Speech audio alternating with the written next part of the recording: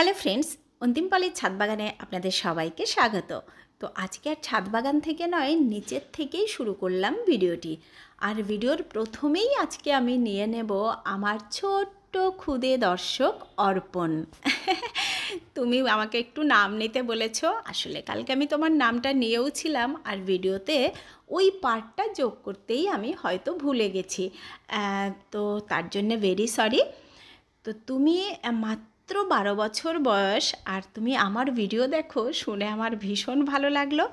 এই যে এখন মোবাইল অ্যাডিকশানের যুগে তোমার যে গার্ডেনিংয়ের প্রতি এত ভালোবাসা, সেটা জেনে সত্যিই ভালো লাগলো। তবে এখন তো তোমার পড়াশোনার দিকে বেশি মন দিতে হবে, এই সব দিকে কিন্তু সময় খুব বেশি নষ্ট করলে হবে না। তুমি পড়াশোনাটা একেবারে ঠিকঠাক করে তারপর খানিকটা সময় তো তুমি গার্ডেনিংয়ে দিতেই পারো, আর সেটা তো ভীষণ ভালো কথা, মানে তার থেকে ভালো আর হয় না। তো ভীষণ ভালো থেকো তুমি, আর আমার অনেক আদর রইল তোমার জন্যে। এরকমভাবেই পড়াশোনা করো আর গার্ডেনিং করো।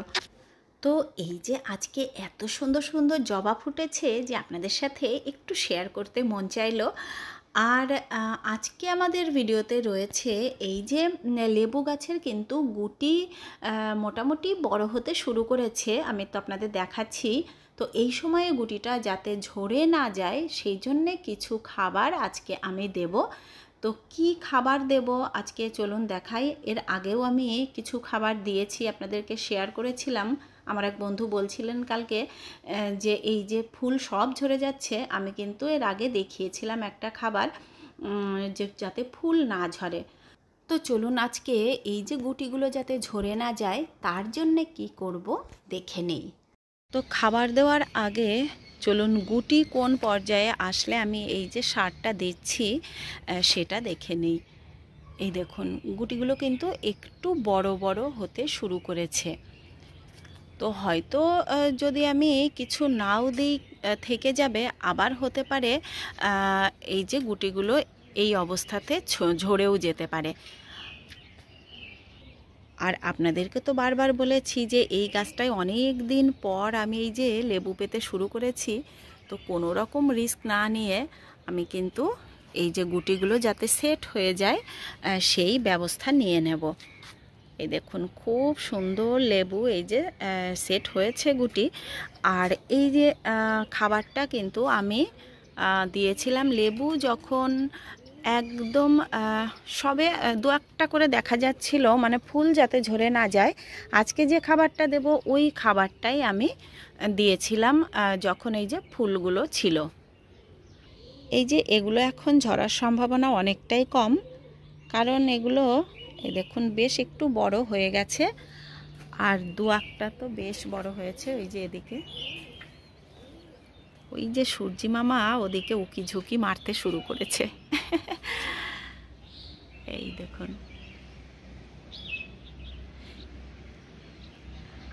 বেশ ভালো লেবু কিন্তু এবারে এসেছে। ওই যে মাথায় মাথায়ও বেশ সুন্দর লেবু এসেছে।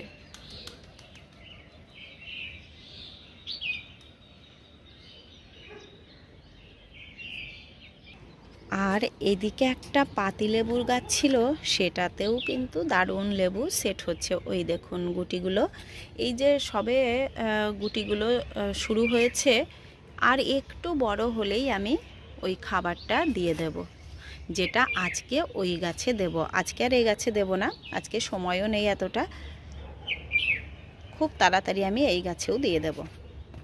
প্রচুর পাতিলেবু কিন্তু এখানে ওই দেখুন এসে গেছে। তো এবারে চলুন লেবু গাছের কেয়ারে লেগে পড়ি। আর আজকে একটুখানি আমি কালকে বিকেলে ঘুরেই গেছিলাম, তো সন্ধে হয়ে গেল বলে আমি আর ওটাকে পুরোটা করে যেতে পারিনি। আর আজকে কিন্তু আমি অনেক সকাল সকাল এসেছি ছাদে। সবে ওই দেখুন ওই দিকে সবে একটু রোদ উঠতে শুরু করেছে, আর এই দিকে তো এখনও রোদই আসেনি।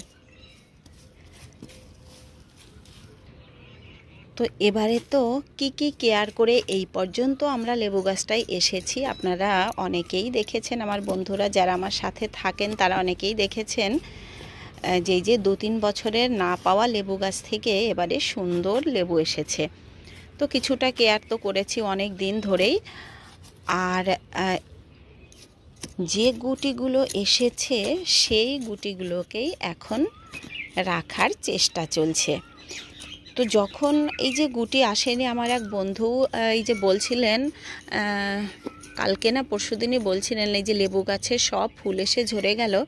তো এর আগেও কিন্তু আমি একবার দেখিয়েছিলাম যে লেবু গাছের ফুল যাতে না ঝরে সেরকম একটা সার দেওয়ার কথা। এই দেখুন এখানে দিয়ে গেছিলাম মাছের আঁশ। মাছের আঁশটা অনেকটাই ডিকম্পোস্ট হয়ে গেছে। তো এই যে এরকম টুকিটাকি কেয়ার কিন্তু আপনারা লেবু গাছে সারা বছর করতেই থাকবেন। মাছের আঁশ, তারপর এই যে একটু দিয়ে দেবেন মাছের জল ধোয়া, তারপরে ধোয়া জল, এই যে মাংস ধোয়া জল, এই সব টুকিটাকি কেয়ার করলেই কিন্তু গাছের পুষ্টি পূরণ হয়ে যায়। তাছাড়া যেসব সার আমরা যখন গাছে দিই তখন তো একটু করে এদের খাবার দেওয়াই হয়। তো দেখতে পেলেন একটু দূর দিয়ে আমি দেব সার। তো তার জন্য এই যে একটু জায়গা করে নিলাম। আপনারাও যখন কোনো সার দেবেন এই যে এই রকম দূর দিয়ে একটু দেবেন। আমি কিন্তু আজকে রাসায়নিক সারই একটু ব্যবহার করব। তো এই দেখুন নিয়ে নিয়েছি 1 চা চামচের মতো পরিমাণে।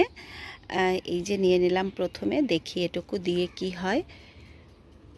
আর এর মধ্যে রয়েছে বোরন, পটাশ আর সর্ষে খোল। তো সর্ষে খোলটা এখনও কিন্তু আমি দিইনি।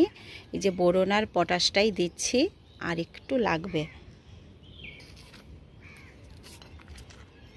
এই দেখুন সর্ষে খোলটা আসলে চাপ হয়ে গেছে, ওটাকে একটু ভেঙে দিতে হবে।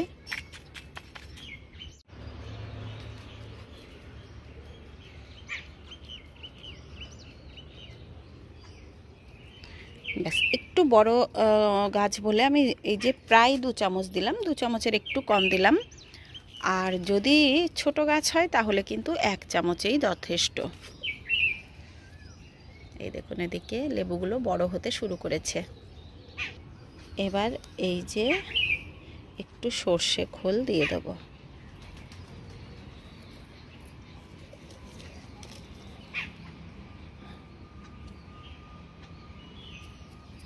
ব্যাস, একদম এদের খাবার কমপ্লিট হয়ে গেল। এবার একটু মাটি চাপা দিয়ে ঢেকে দেব। ব্যাস, ওইটুকু কেয়ার করলেই কিন্তু এই যে গুটিগুলো সেট হয়ে যাবে। আর তাছাড়া সারা বছর যে টুকিটাকি কেয়ার করেছি সেটা তো একটা ভিডিওর মাধ্যমে আপনাদেরকে বলা সম্ভব না। যারা নতুন আছেন আর যারা পুরনো আছেন তারা তো দেখেইছেন যে যখন যে খাবার, ঘরোয়া খাবার আমরা তৈরি করি সেই খাবারই একটু করে দিয়ে দিচ্ছি। সব দিলে কিন্তু গাছের সব রকমের পুষ্টি পূরণ হয়ে যাচ্ছে। তো তাহলেই আপনারা টবের গাছে এই রকম কেয়ারেই দারুণ লেবু পেতে পারেন। আর এইদিকে দেখতে পাচ্ছেন আমার এই গাছগুলো প্রত্যেকটাই বেশ ভালো সুস্থ সবলই আছে। আর এখানে কয়েকদিনের মধ্যেই মনে হচ্ছে আমি ওই যে স্থলপদ্মটা পাবো। আর এদিকে প্রচুর দেখতে পাচ্ছি পুঁইয়ের ফল হয়েছে। পুঁইয়ের ফলগুলো হারভেস্ট করতেই পারছি না, আসলে এত সবজি। আর এইদিকে যে তরমুজ বসিয়েছিলাম, এই দেখুন তরমুজের কি সুন্দর চারা বেরিয়েছে। তবে এখনও বসানোর মতো হয়নি, আর একটু বড় হলে বসানো যাবে। তো গত বছর তো খুব ভালো তরমুজ পেয়েছিলাম, এবারে কি জানি পাবো কি না।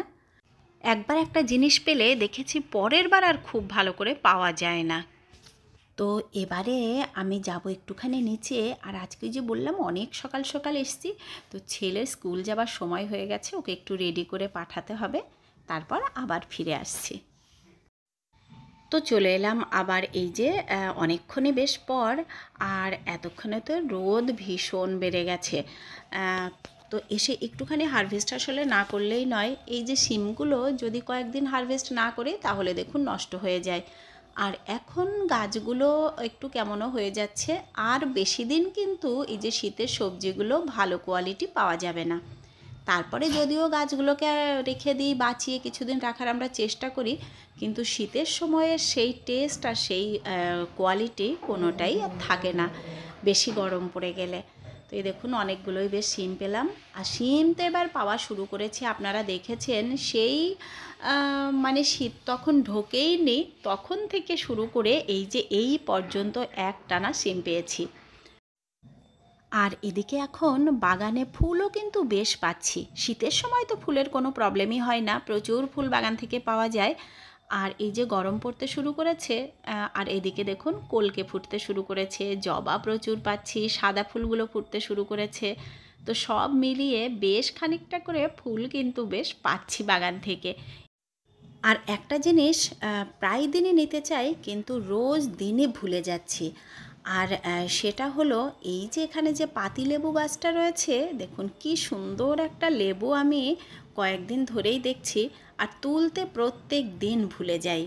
আজকে যে নিয়ে নিলাম, খুব সুন্দর কিন্তু সাইজ হয়েছে লেবুটার। আর এদিকে বরবটিও নিয়ে নেব কয়েকটা। আর বরবটি প্রত্যেক দিনে এই যে আজকে ছোট্ট দেখে গেলাম, কালকেই এসে দেখি কত বড় হয়ে গেছে। মানে বরবটি কিন্তু খুব তাড়াতাড়ি বড় হয়। আর ইচ্ছে করলে বরবটিটা কিন্তু সবসময়ই বাগানে রাখা যায়। মোটামুটি আপনারা দেখতে পাচ্ছেন শীতেও আমি টুকিটাকি পেয়েছি, আবার গরমে তো বরবটি খুবই ভালো হয়।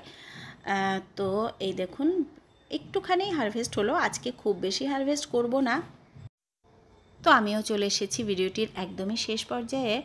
আর এতক্ষণ যারা দেখলেন তাদেরকে অসংখ্য ধন্যবাদ। যদি ভালো লেগে থাকে তাহলে লাইক কমেন্ট শেয়ার করবেন। আর আজকে যারা আমার একদম নতুন বন্ধুরা আছেন তাদের যদি ভালো লাগে তাহলে চ্যানেলটিকে সাবস্ক্রাইব করে নেবেন।